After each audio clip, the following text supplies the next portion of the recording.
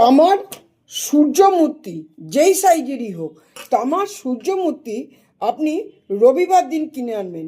এবারে কিভাবে লাগাবেন জেনে নিন। এই তামার সূর্যমূর্তি লাগালে কি হয়, মান সম্মান বৃদ্ধি হয় এবং বিভিন্ন প্রতিষ্ঠানে আপনাকে মান সম্মান দেওয়ার জন্য ডাকবে এবং এতে আপনার ধন সম্পদ বৃদ্ধি হয়, সুখ শান্তি বৃদ্ধি হয়। এবং এইভাবে এই সূর্যমূর্তি রবিবার দিন কিনে আনবেন। তামার একটা সূর্যমূর্তি, বড় হোক ছোট হোক, লাগাবেন কি করে?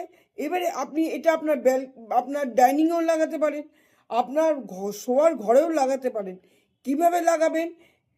আপনার চোখ বরাবর যেভাবে দাঁড়াবেন, এই চোখ বরাবর যেরম যাচ্ছে একটা পেরেক পুঁতে আপনি সেখানে সূর্যমূর্তিটা আপনি রাখুন, যেটা যখনই আপনি এটা চোখে পড়বে তখনই আপনার মধ্যে একটা বিরাট পাওয়ার অবশ্যই চলে আসবে।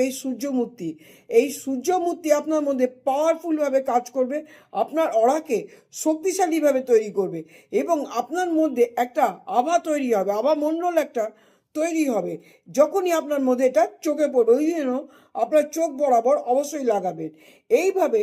আর এই মন্ত্রটা অবশ্যই 11 বার সকালে সূর্যকে জল যারা দেন বা না দিলে যারা না দেন, এই সূর্যমূর্তির দিকে তাকিয়ে এই মন্ত্রটি অবশ্যই বলবেন, ওম ঘৃণী সূর্যায় নমঃ।